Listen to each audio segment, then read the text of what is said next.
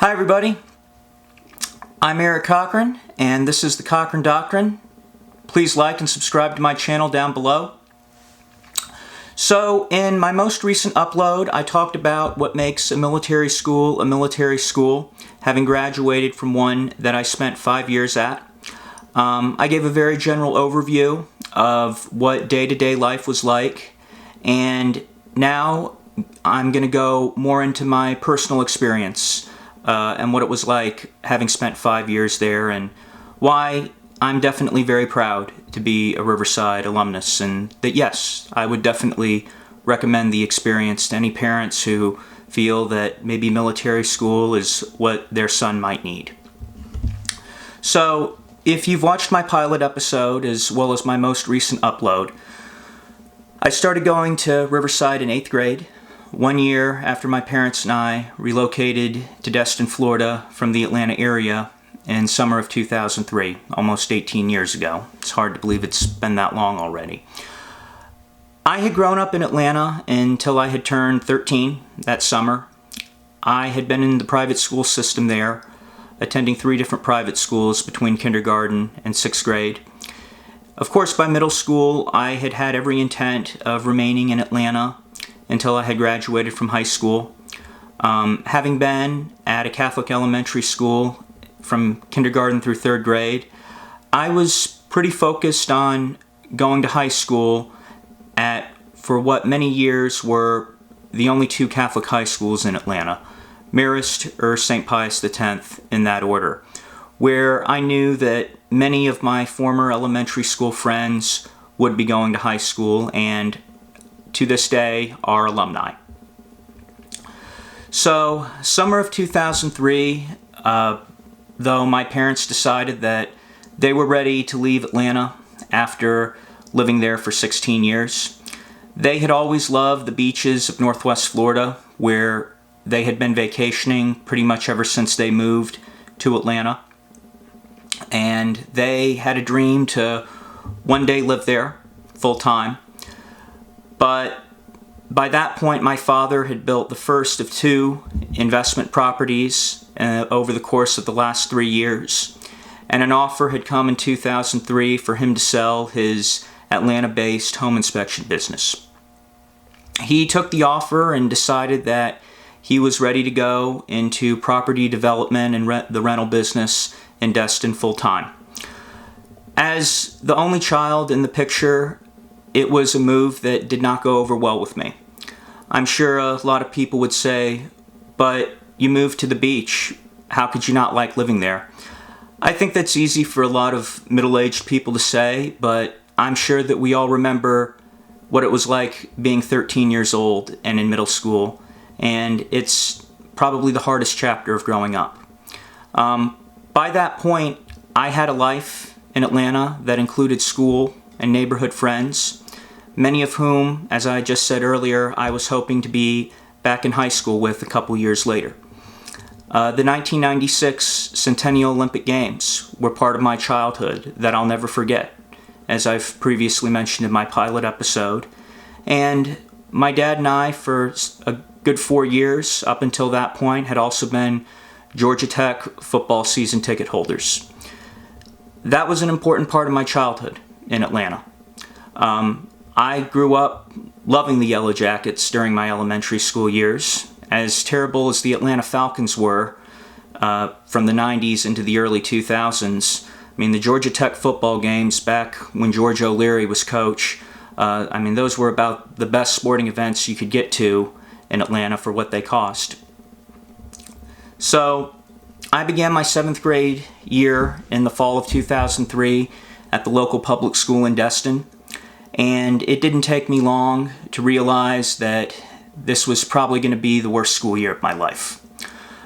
It was quite a culture shock, to say the least, transitioning from a private school environment that I had been in a big city like Atlanta, to now a public school environment in a much smaller area of Florida, which was even smaller 18 years ago.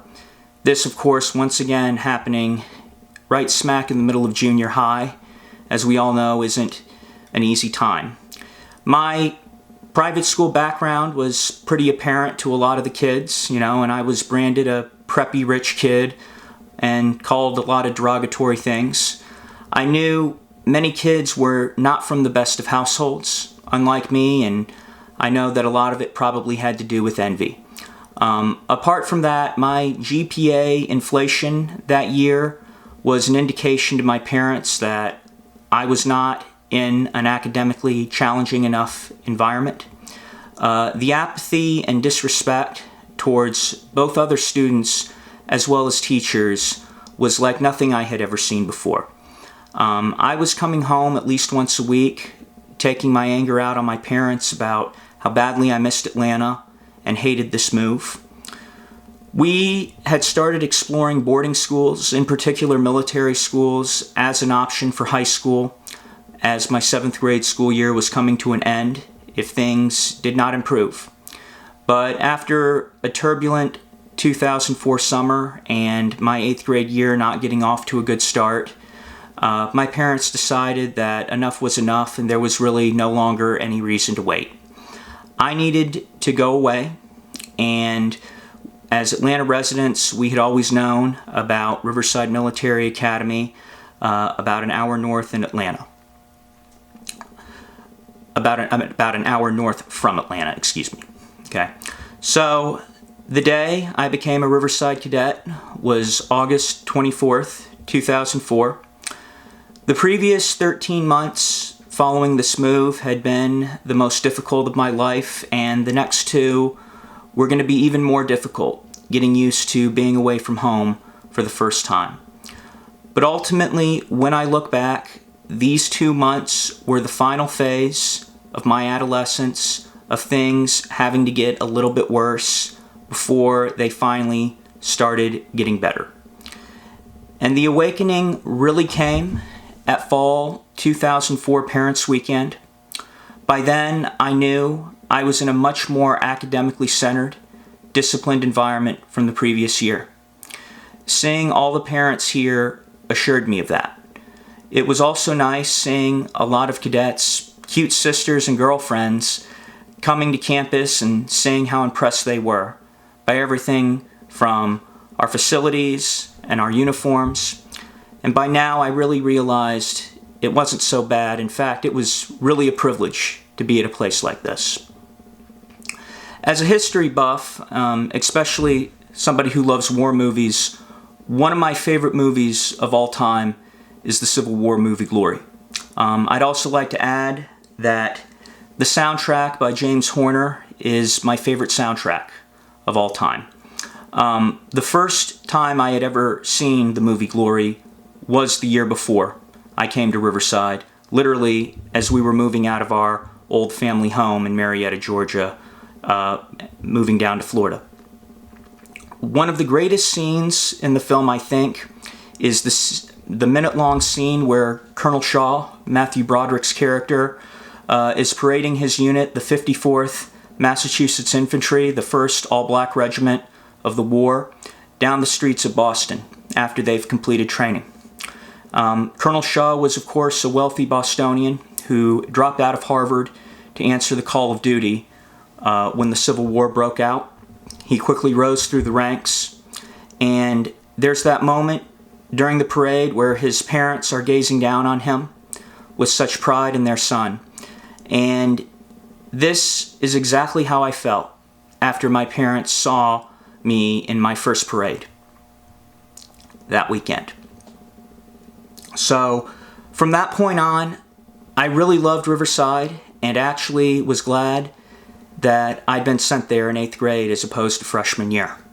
8th grade gave me the opportunity to overcome the anxieties of being away from home and get used to the military structure. So by the time high school started the following year, I knew exactly how I was going to live out the next 4 years. I'll further add that I loved my school uniforms and I wore them off campus when I was at home on furlough, usually when I went to Mass. My freshman year, my parents and I went on a cruise to Hawaii, pretty much all break long, and I definitely wore my uniform on board the cruise ship a few nights to dinner, and people were wondering, they thought that maybe I was somebody who worked on board the ship. But, I was proud of where I went to school after that. And, I definitely took pride in wearing my uniform off campus when I came home on furlough. So, I had dropped off the swim team my first year, a decision that I really regretted. But I went back out for it, as well as the lacrosse team the following year. And I stuck with both sports all 4 years of high school. I was with the Riverside swim team for the later 3 of our 6 Geisa State championships between 2003 and 2008. Sophomore year, I got into the academic team, which I was also very passionate about for the next 3 years, serving as captain by my senior year.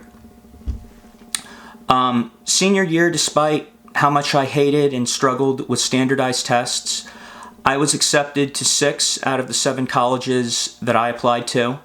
I got into West Florida, University of South Florida, the University of Tampa, Auburn, Purdue, and my first choice, the University of Colorado. I knew that going into senior year what I was capable of, and I applied to schools that had on average about a 70% acceptance rate. Didn't really reach for the stars, but in the end, I was very satisfied with how my college acceptances turned out. I will get more into college in a later video, but all in all, Riverside was life-changing for me in every positive way. Of course, not every day was great. I admit the world doesn't work that way. There definitely were days where the military structure could be annoying. After being there for 5 years, I was one of only a handful of cadets in the graduating class of about 80-something who had been there since his junior high years. My first 2 years, I will say that it was tough seeing friends that I had made the previous year not come back. For many parents, it was an opportunity to give their sons a chance to move out and straighten up. I know that in all the years I was there, I was truly in a minority of cadets, who honestly would choose to be there over the school he had previously come from. I would say that after 5 years, the most difficult thing to look back on that wasn't part of my high school experience was not having a true senior prom. Every spring we did have a military ball where we wore our parade dress uniforms, and the girls who came to campus were wearing prom dresses, more or less, dressed for such an occasion. But I never went to one because I didn't have a girlfriend in all the years I was there as somebody who lived out of state. As nice as I heard it was, for me it wasn't the same as going out and renting a tuxedo and having a prom king and queen elected. That's one of the most noteworthy moments of high school, and just we didn't really have it that way at a military school. But that's the worst thing I can say looking back. But at the same time, when I look back on how unhappy that I had been the year before I came to Riverside, by sophomore year, I really enjoyed rubbing into my parents how I'd grown mature enough to move out, and that I was actually happier now living and going to school away from home and not in Destin, where they had chosen to move to. 2 years in a row, I will say, first at the end of my freshman year, and then once again at the end of my sophomore year, which they made an even more urgent plea. They asked if I would be willing to come home the following year for the next 3 or 2 years of high school, respectively. I turned it down both times, and I have no regrets about it whatsoever. I get asked often, why didn't I go into the military? And my response is that I really wanted to. Military school inspired me in that career path. I had, for my first 2 years there, intentions of going to the Naval Academy. By sophomore year, though, I started leaning more towards the Navy ROTC direction. I'll further add that I had my Catholic confirmation at the local Catholic parish my sophomore year, and my confirmation name was Ignatius, in honor of the Spanish saint Ignatius of Loyola, who is patron saint of soldiers, and who, after being wounded in battle, went on to dedicate the rest of his life to education, founded the Society of Jesus, or the Jesuits as they're known today, who, in all fairness, are probably the most respected order in Catholic education. I applied for an ROTC scholarship my senior year of high school and did not get it. My sophomore year of college, when I came home from the University of Colorado, I lost 70 pounds to be in ROTC when I transferred to WVU in the fall of 2011. Unfortunately, in the end, I have a history of OCD that ultimately disqualified me. All I can say is that I gave it my best shot, but I guess that God had different plans for me. As I discussed in my pilot episode, I feel like I've been much more inspired by my mom's side of the family. Just like we have the tendency to feel that we take after one side of our family more, whether it be our mother's or our father's side, I think that there's a similarity that applies to high school versus college. For those of us who have followed the traditional route of graduating from high school and then going off to college, where they graduated within the next 4 to 5 years. Specifically, between those 2 years of our lives, those 2 parts of our lives, what years do we think have had a greater impact on us? What years have inspired us more? Specifically, when we look back, what years of our life do we have more nostalgia for? What years do we feel that we made better friends who, by this point, have stood the test of time and distance later on down the road? Not always, but I think that for those of us who went to private high schools, we have the tendency to maybe lean more towards high school. But I can definitely tell you, I certainly would say high school. Being a WVU, a West Virginia University alumnus, I can say that I think that I feel much more closely tied to my status as a Riverside alumnus. So, if you have a son who needs structure, who needs discipline and or motivation when you know they're capable of more, military school could be the answer. Riverside ultimately is what any cadet chooses to make of it, and I took full advantage of it. I'm Eric Cochran, Riverside Military Academy, class of 2009, and thanks for watching this episode of the Cochran Doctrine. Until next time.